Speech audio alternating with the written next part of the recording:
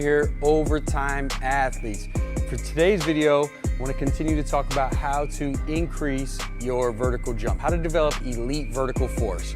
So being that I went through all the phases of, essentially how you need to be training from a training or programming standpoint, now what I want to do is start to get into some of the exercises and some of the things that you can continue to do throughout your training that will support you in developing a vertical jump. So for today's video, what I want to discuss is essentially the two best strength exercises that you need to be performing on a weekly basis to increase your vertical. All right, so guys, I'm basically taking all the supplemental strength out of the way, and I'm addressing more of the compound movements, right? And the exact modalities that I would use, and the exact modalities that are in Elite Vertical Academy, which you can check out down below and grab today. So the first one is going to address a little bit more of a dynamic strength, right? We talked about triphasic training. How do we perform it, right? When I perform triphasic training with the lower body, I'm going to perform a back squat, and I'm going to perform a banded back squat with that, right? So we're addressing the accommodating resistance. Accommodating resistance is amazing for vertical jump. The reason being is as this band tension increases or rises, or as it rises, the bar rises, the band tension increases. So if you think about it, if you're performing a regular back squat, right, and you come up, you have to stop here.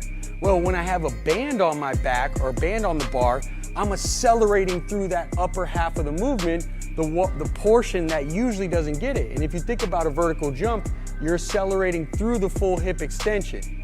So as that increases, range of motion increases, the tension increases. So make sure that when you're performing your triphasic training, your isometric, your eccentrics, your concentric focus training, you're performing with a band with accommodating resistance.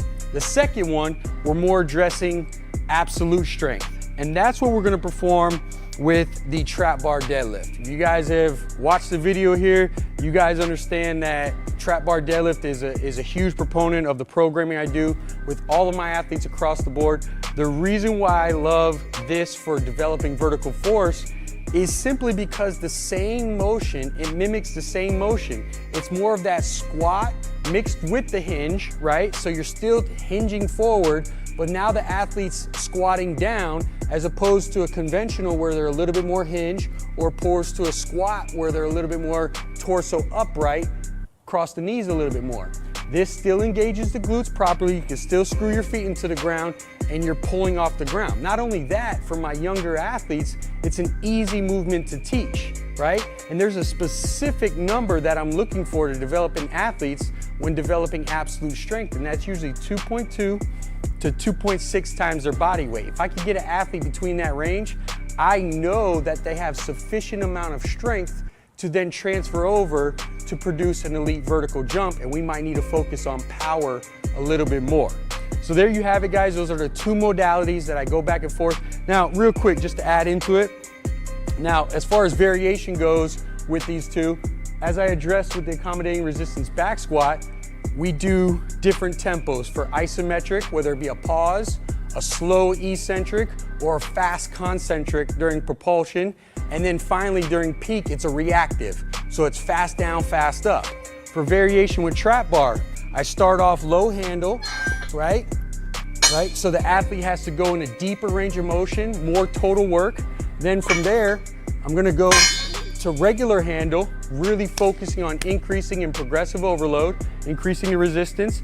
And then finally, I might put blocks underneath it so you really start to get in that same range as your vertical jump. By doing that, you can really intensify the load or add more weight and really start to work across that specific pattern or that specific range that you would perform in the vertical jump.